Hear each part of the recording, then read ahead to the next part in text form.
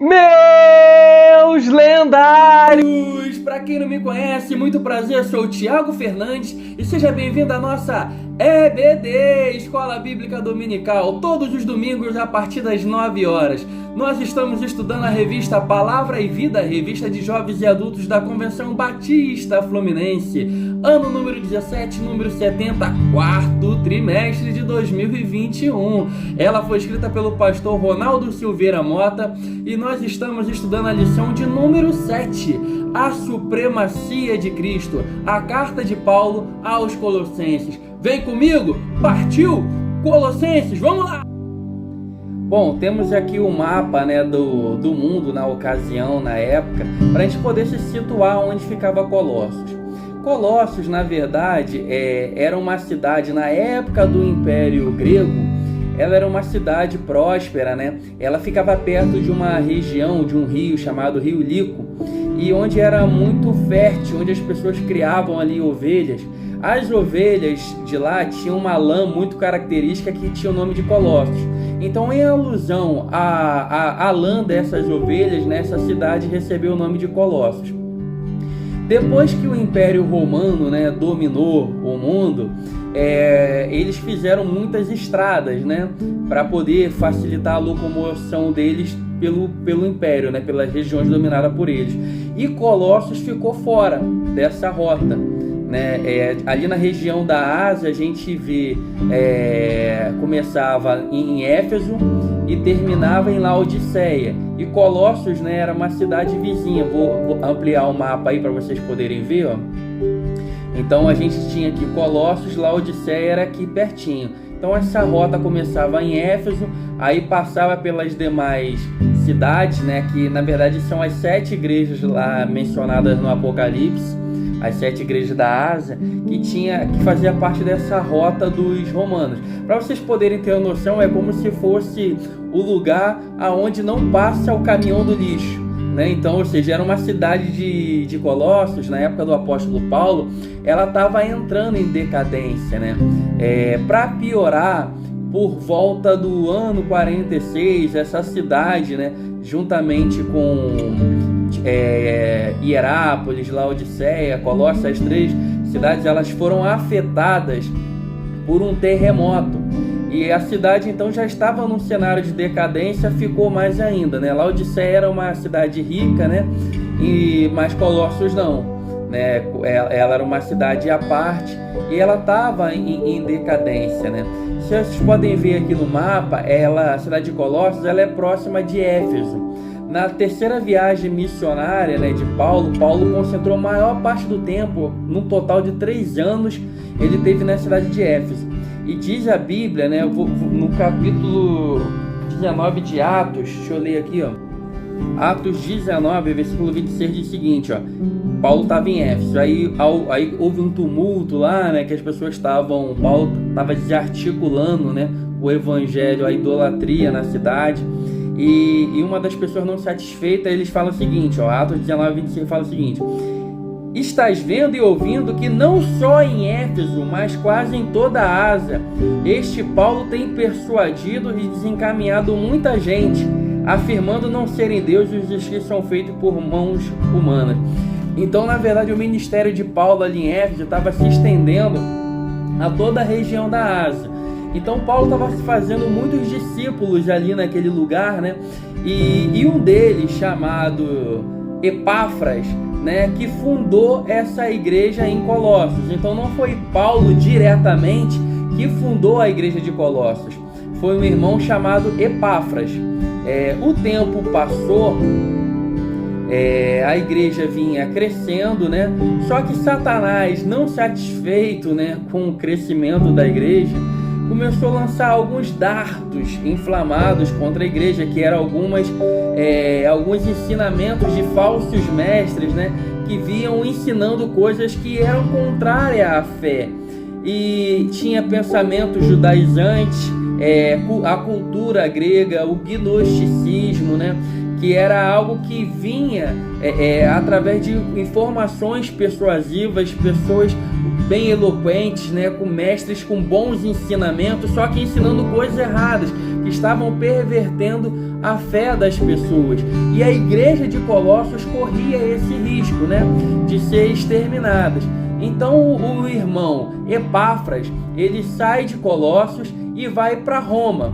Chegando em Roma, ele encontra Paulo, que estava lá mais ou menos no ano 60 e 62 depois de Cristo. Paulo estava preso numa prisão domiciliar, né? Nós já falamos dessa prisão em outras oportunidades, quando nós falamos da carta de Paulo aos Efésios e aos Filipenses. Eu posso deixar o link aí em cima para você estar acompanhando, caso você... E também na descrição também, né? Caso você não tenha visto as aulas de Efésios e Filipenses. Então, nessa mesma prisão, Paulo escreveu a carta aos Efésios e aos Filipenses. Epáfras, então, ele relata para Paulo o que estava acontecendo lá na igreja, né? Fala como a igreja vinha crescendo, mas fala das ameaças que estavam acontecendo ali, né, naquela cidade. Então Paulo, ouvindo isso, ele decide escrever uma carta para os irmãos. Então Timóteo, né, começa a pegar a pena e o pergaminho. Paulo vai ditando, nessa imagem aqui ilustra bem isso, né? Paulo, ele vai ditando e Timóteo decide escrever, e Paulo decide escrever essa carta usando o punho de Timóteo. Paulo também não escreveu só essa carta aos Colossenses. No livro de Colossenses, lá no capítulo 4, né, Paulo ele menciona uma carta a Laodiceia, que não está na Bíblia. A gente não tem informações dessa carta à igreja de Laodiceia. Nós temos aqui a de Colossos, que nós estamos estudando, mas também tem uma carta também feita para Filemon, que foi escrita no mesmo período e foi levada, né, pelo um irmão chamado Tíquico. Tíquico levou a carta aos Colossenses e a Filemon também. Filemon ainda nós não estudamos ainda, vamos estudar, vai ser a última carta, né? Vai ser a 13ª epístola de Paulo, mas ela foi escrita nesse mesmo período. Então, quando a gente estiver estudando Filemon, vamos voltar a falar aqui de Colossenses também, né?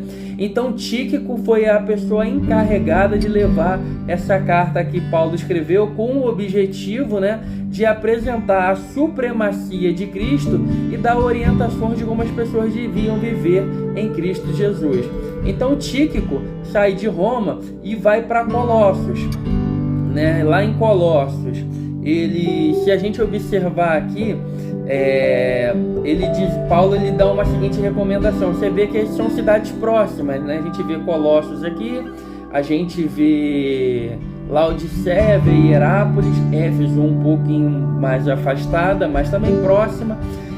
E Paulo ele fala, essa carta aos Colossenses, essa carta de vocês, Colossenses, vocês leem ela, depois faça chegar até a igreja de Laodiceia.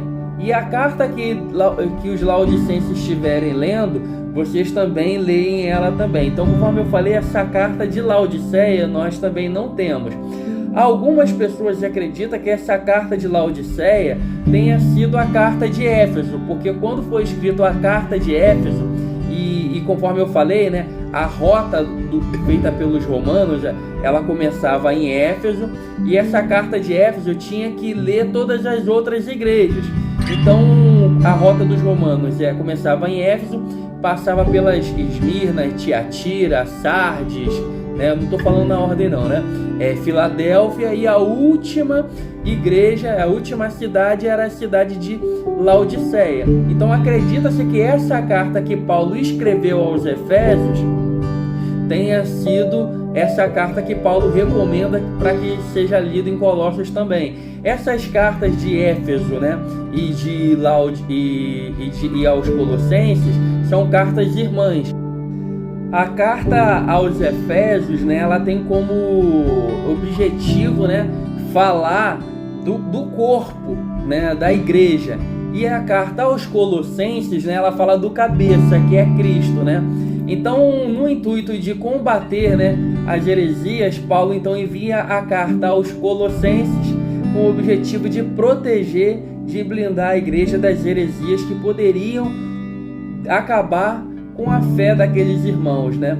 Então, continuando aqui, qual é o conteúdo da carta aos Colossenses? A gente, no capítulo 1, Paulo ele faz uma oração agradecendo a Deus pela fé, pelos colossenses, e já começa a apresentar Cristo aí nesse capítulo 1, né?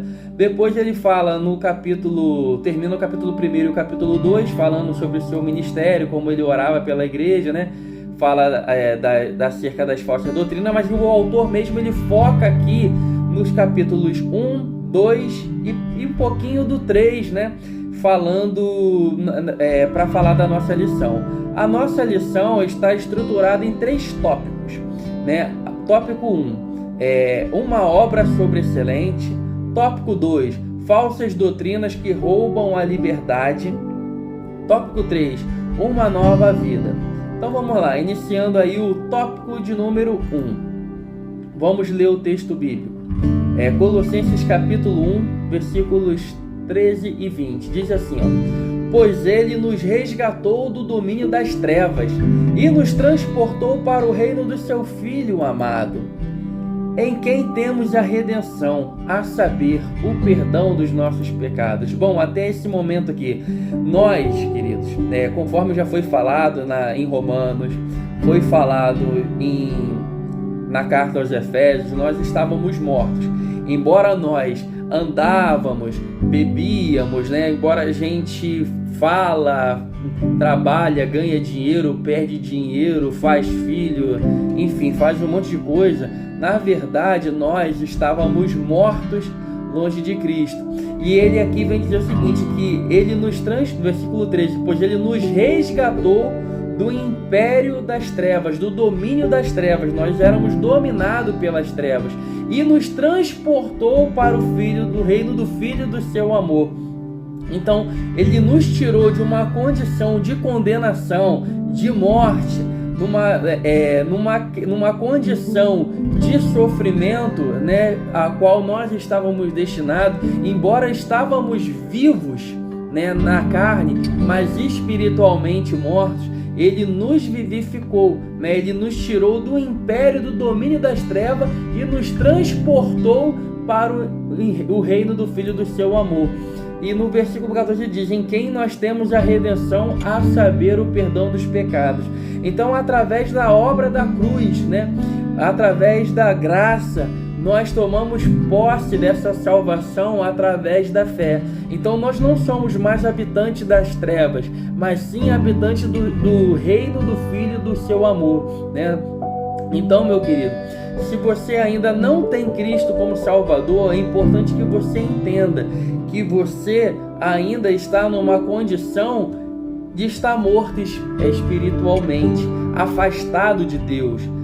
Mesmo que você anda, mesmo que você fala, é por uma questão de tempo, né? Você está condenado a receber a ira, mas Deus, ele fez uma obra para que nós, através da fé, crendo no sacrifício de Cristo Jesus na cruz do Calvário e também crendo que ele ressuscitou dos mortos, nós somos transportados para o reino do Filho do seu amor. Maravilha, né? Vamos continuar o texto bíblico aqui. Versículo 15.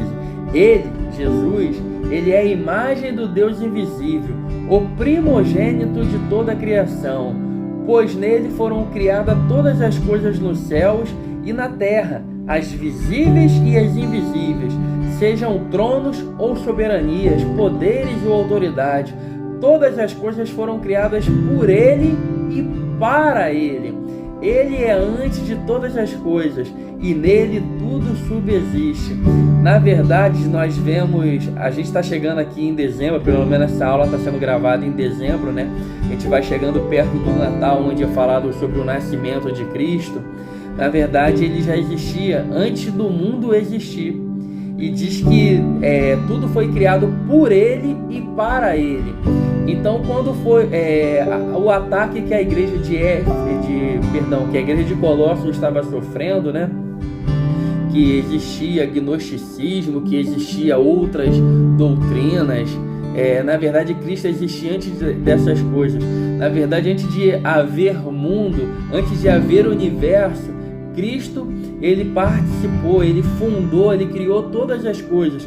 Então Paulo, ele combate as falsos ensinamentos, as falsas doutrinas, mostrando que Cristo é acima de todas as coisas. Ele coloca Cristo num patamar elevado, onde todas essas coisas, na verdade, não fazem sentido nenhum, porque Cristo ele é acima de todas as coisas. Então que nós possamos entender isso, né? Quando as pessoas vierem com informações deturpadas do Evangelho, que nós possamos entender que na verdade Cristo existe antes da fundação do mundo, e sem Ele nada do que existe se fez.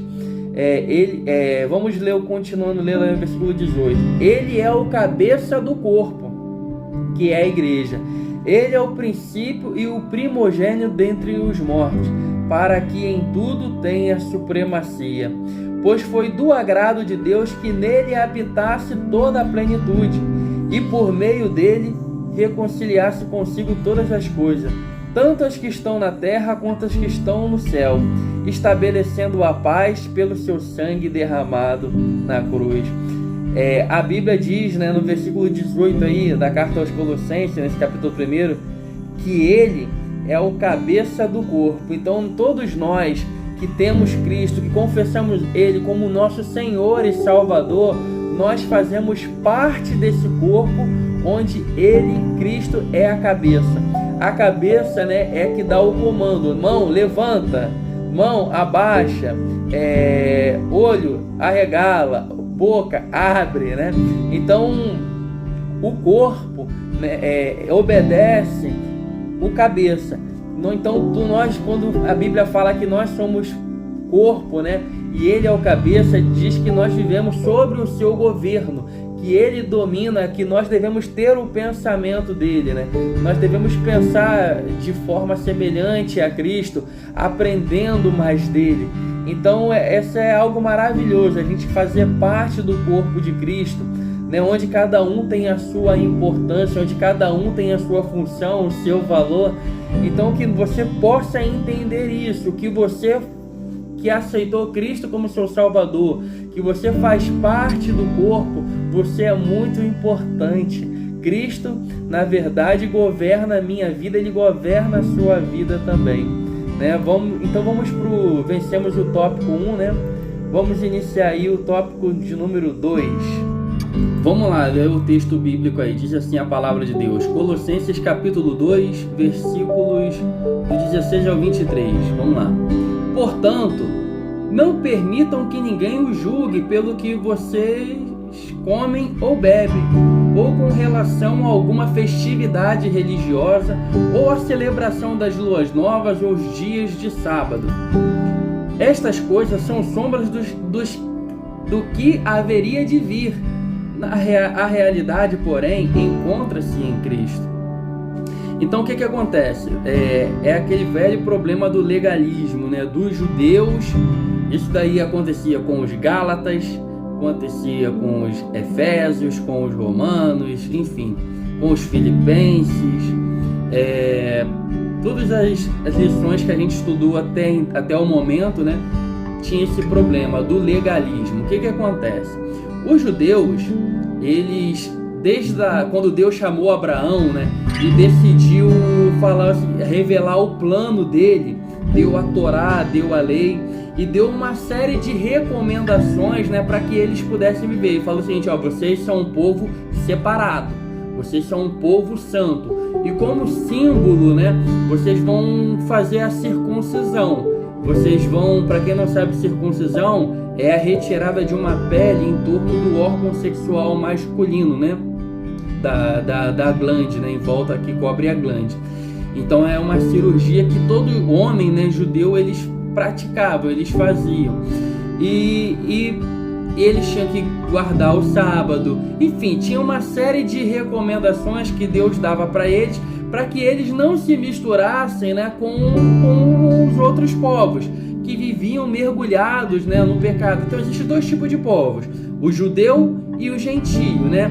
E os gentios, né, eles viviam mergulhados na idolatria, viviam mergulhados num monte totalmente afastado da presença de Deus. E os judeus foi o povo que, né, o Israel foi o povo que Deus deu a lei, né, deu as recomendações, e através do que está escrito, né, na lei e nos profetas, revelava o que haveria de vir, que é Cristo. No entanto, né, quando Cristo ele veio ao mundo, né, a Bíblia diz, Paulo ele revela, diz que o mistério foi revelado, né, e que as coisas que eram praticadas no passado, na verdade, eram sombras das coisas futuras, né? Então a gente vê aí a cruz, né? A obra redentora de Cristo Jesus. E através de Cristo Jesus, o qual Paulo também é um ministro, né, para poder levar o evangelho aos gentios, eles também, a salvação, a graça também era para eles, e não somente para judeus. E que para que a pessoa pudesse tomar posse da salvação, né, elas precisavam crer que Jesus ele era um enviado de Deus, enviado do Pai, que veio ao mundo, se fez como homem, como servo, se submeteu à morte, levando sobre si os nossos pecados, e para que nós possamos ter novidade de vida, ele ressuscitou ao terceiro dia. Então os gentios que criam nessa palavra, né, que Paulo ensinava, que era pregado aos gentios, eles também faziam parte desse corpo de Cristo, fazia parte do povo santo, do povo salvo. Aí os judeus, né, que durante séculos e séculos tinham que se submeter a série de rituais, né, que eram pesados até para eles cumprirem, eles falam o seguinte: pô, peraí, eu acredito sim que Jesus, né, alguns judeus que se convertiam, eles falavam o seguinte: bom, eu acredito sim que Jesus ele é o enviado de Deus, que ele é o Messias que nós aguardávamos tanto, e por ele virá a salvação das nossas vidas, vamos ser reconciliados com Deus através de Cristo Jesus. Mas peraí, a gente teve que guardar a lei, né, durante esse tempo inteiro, e aí vem os gentios no que não guardaram coisa nenhuma, só pelo fato deles crerem em Jesus eles são salvos? Não. Tem que guardar a lei também, tem que se circuncidar. Somente a lei não é somente a graça. Esse negócio de graça não existe não, filho. Esse negócio só de ser salvo através da fé somente, não. Tem que se abster de comidas impuras, tem que guardar a lei, tem que se circuncidar, tem que fazer um monte de rituais que nós praticamos. Não. Então esses tipos de ensinamentos eram levados, né, para a igreja de Colossos, né, o legalismo, né, tentando impor isso. Só que Paulo combatia isso. Não, nós somos livres, nós não precisamos cumprir isso daí, porque Cristo cumpriu tudo. E na verdade tudo que acontecia lá no Antigo Testamento, né, todos aqueles rituais, era uma sombra, era uma figura do que haveria de acontecer. Então Paulo, um dos objetivos para Paulo poder combater essa questão de imposição, né, acabou, né? Então Paulo ele escreve um dos motivos para ele poder blindar a igreja, né, dessas heresias que eram levadas para o povo de Deus, para a igreja de Colossos. Então Paulo ele combate a isso, né? Vamos continuar lendo o texto bíblico, versículo 18. Não permitam que ninguém tenha prazer numa falsa humildade e na adoração de anjos, os impeça de alcançar o prêmio. Tal pessoa conta detalhadamente suas visões e sua mente carnal a torna orgulhosa. Trata-se de alguém que não está unido à cabeça, a partir da qual todo o corpo, sustentado e unido por seus ligamentos e juntas, efetua o crescimento dado por Deus. Então, tem mais aqui, ó. Já que vocês morreram com Cristo para os princípios elementares deste mundo, por que é que vocês então, como se ainda pertencem a ele, se submetem a essas regras? Então, outro tipo de problema que existia era o misticismo, né? Tinha algumas pessoas os espirituais, né, que tinham visões de anjos, que adoravam a anjos, né? E Paulo ele diz o seguinte: ó, vocês fazendo isso, vocês estão impedindo de vocês alcançarem o prêmio de vocês, que é a salvação, né? Então as pessoas colocavam anjos. A gente vê muitas igrejas hoje, infelizmente, né, que coloca anjo em primeiro plano, né? Que olha, chegou o anjo, não sei o quê. Mas na verdade o anjo ele serve para servir, né? Serve diante de Deus. O anjo mesmo, né, temente a Deus, ele não aceita adoração, ele não aceita que se submeta a ele, né? João, lá em Apocalipse, né, quando ele ia se abaixar diante de um anjo, né, pô, estava maravilhado. O anjo que ia revelando para ele, falando: não faz isso não. Eu sou teu conservo também, né? Eu sou co-irmão. Nosso foco é Deus. Então, algumas pessoas, através de visões espirituais, né, que estavam acontecendo na época, né, que queriam adorar a anjos, Paulo diz que eles, na verdade, não estão ligados ao corpo. No versículo 19 aí, ó, trata-se de alguém que não está unido à cabeça, a partir da qual todo o corpo, sustentado e unido por seus ligamentos e juntas, efetua o crescimento dado por Deus. Então, Cristo, ele é o que faz dar o crescimento, né? Que o corpo, que ele é ligado pelas juntas, né? Pelas juntas, ele que faz dar o crescimento ao corpo. Mas as pessoas que vivem no misticismo não fazem parte desse corpo. E na verdade, né, as pessoas que adoram anjos, na verdade, está adorando a Satanás, porque na verdade ele desde o princípio quis ser adorado. Ele quis se rebeliou contra Deus. Então todas essas falsas doutrinas, né, todas essas heresias que eram levantadas, era para poder cultuar a Satanás. Nos nossos dias não existe muita coisa diferente não, gente. Existe muitas coisas, né, que fala que o importante é o amor, que o importante na verdade é amar, que todos nós somos iguais, né, que prega o importante que todas as religiões pregam a paz e tentam misturar. Era isso que acontecia lá em Colossos, né? Uma mistura. A gente vê hoje em dia em programas de televisão, né, que fala que tem que se misturar. Nós, né, como servo de Cristo Jesus, nós devemos sim respeitar o que as pessoas creem, mas nós não devemos nos limitar de falar a verdade, né? Paulo, lá em Atos capítulo 17, quando ele chega em Atenas, ele fica incomodado com a idolatria que havia naquele lugar. Os atenienses, né, eles tinham várias divindades que eles cultuavam, e tanto faz, né, para aquelas pessoas que viviam no mundo aceitar mais um. E na verdade Cristo, ele é único. Paulo, quando no capítulo 1, ele apresenta Cristo, né, ele coloca ele supremo, acima de todas as coisas, e tendo Cristo nós não precisamos de nenhuma outra coisa. E quando as demais religiões, as demais doutrinas, né, contrárias ao que o Evangelho ensina, na verdade está conduzindo ao culto a Satanás. Vamos continuar lendo aí o versículo 21. Não manuseie, não prove, não toque. Todas essas coisas estão destinadas a perecer pelo uso, pois se baseia em mandamentos e ensinos humanos.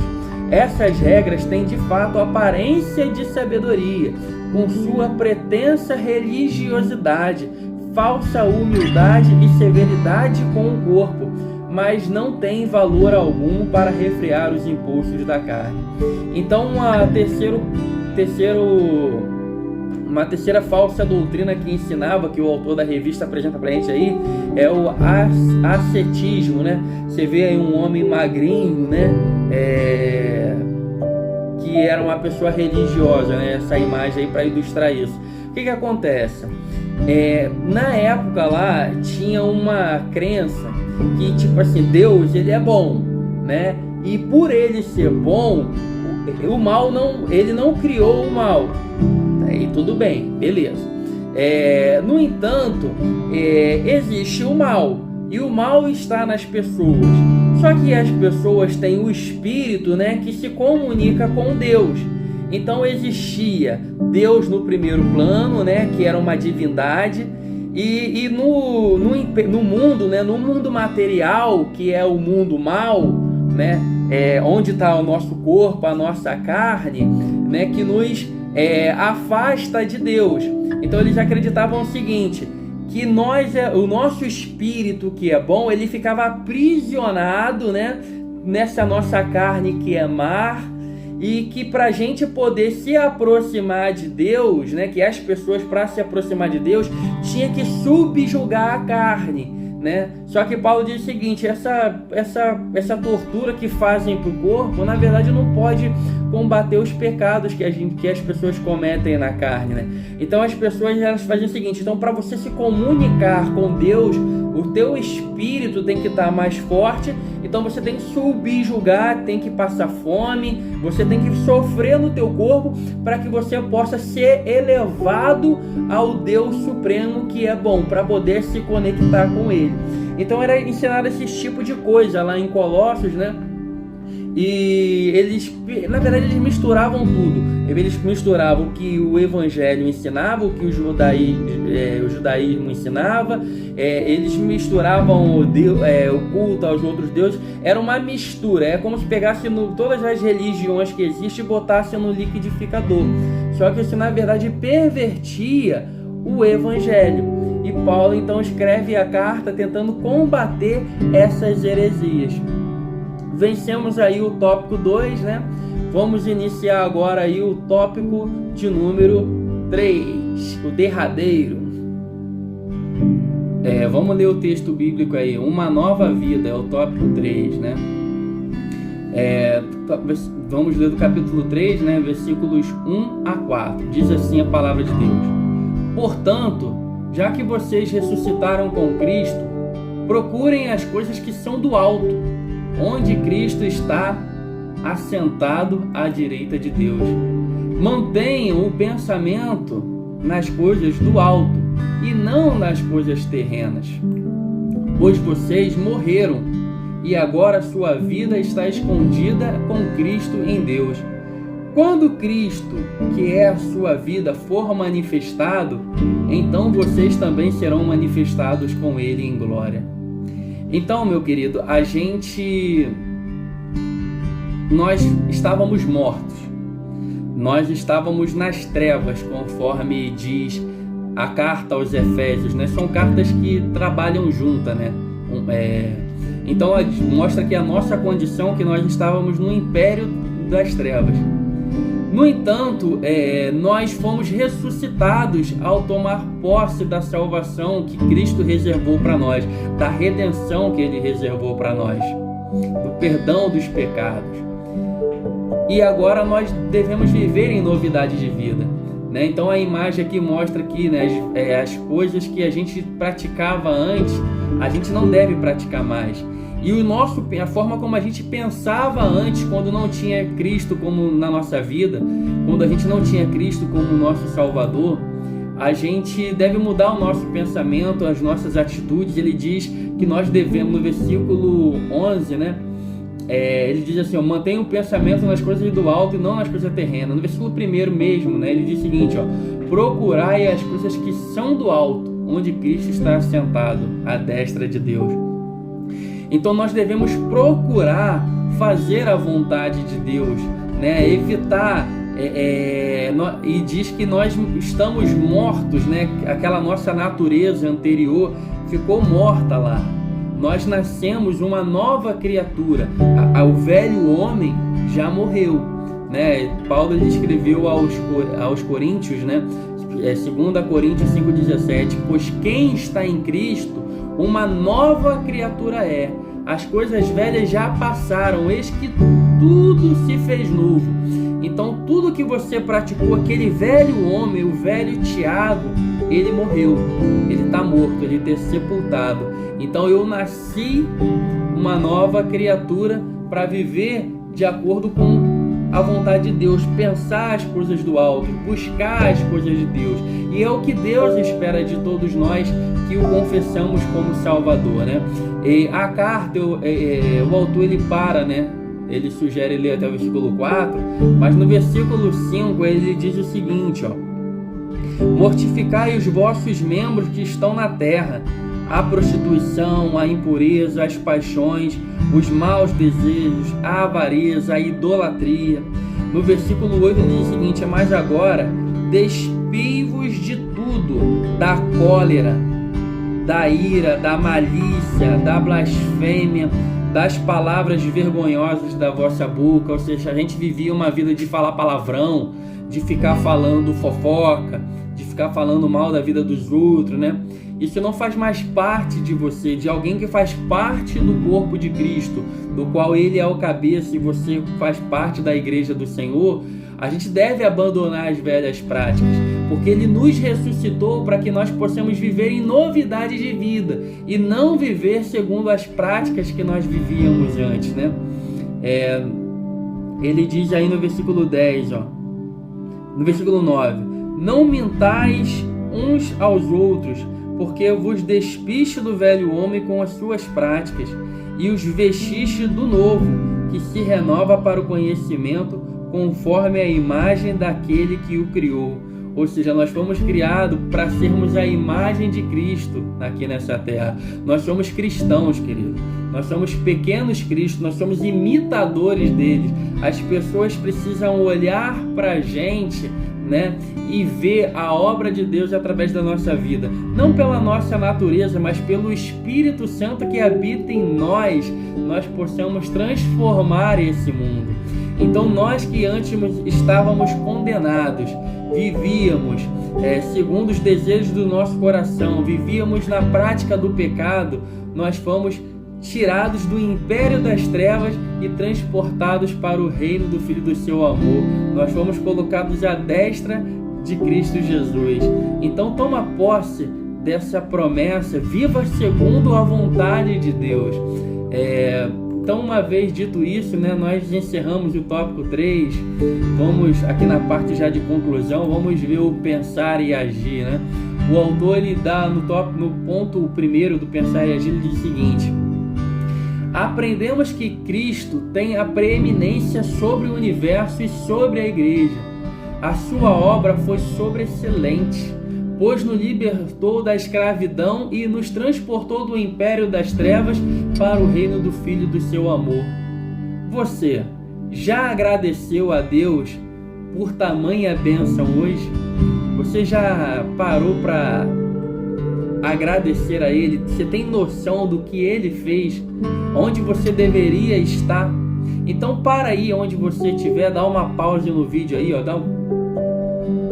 dê uma estátua aqui, para você poder agradecer a Deus, né? Porque foi uma obra sobreexcelente. Ele é acima de todas as coisas que se pregam por aí, todas as divindades, os ídolos, as pessoas, não, mas é cultural, né?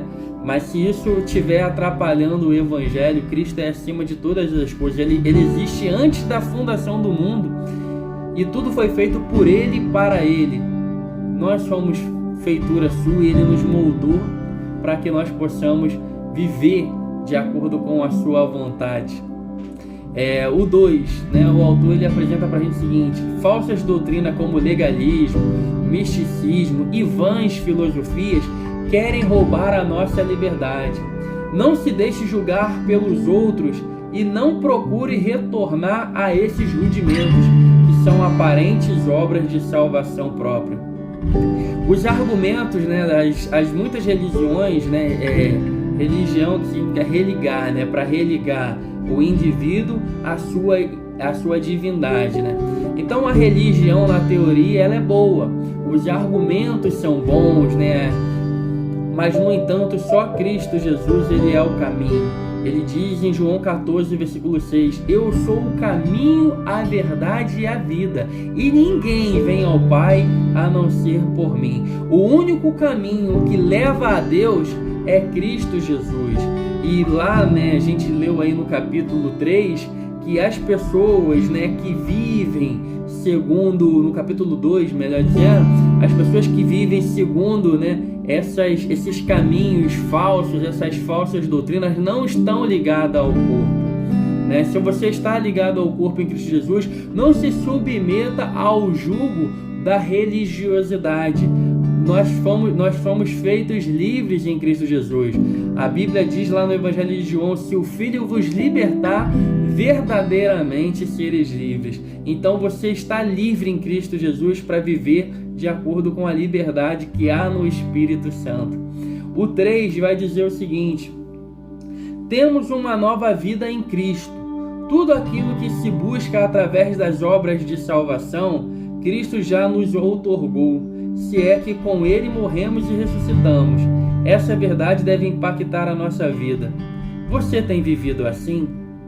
Então que você possa refletir sobre esse estudo, meu querido, que a tua vida seja pautada de acordo com a vontade de Cristo Jesus. Você tem vivido segundo o que Ele tem reservado para você? E assim nós encerramos o estudo de hoje.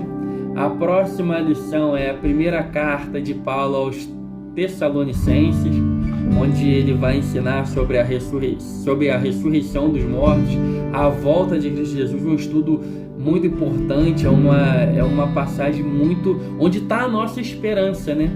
Que um dia Cristo voltará e nos levará junto dele. Nessa carta aos Tessalonicenses ele explica em detalhes como vai ser esse evento da volta de Cristo. Então, à espera do Mestre, a primeira carta de Paulo aos Tessalonicenses. Então eu te agradeço, você que me acompanhou até aqui, obrigado pela paciência. Espero que Deus te abençoe, né? Que essas palavras, né, que o Espírito Santo que venha convencer você do pecado, da justiça, do juízo, que venha edificar, que Cristo que dê o fermento do crescimento, que esse estudo aqui possa ser um canal para que possa te fortalecer na fé, né? Eu fique com a força do L. Deus te abençoe. Até a próxima. Fui!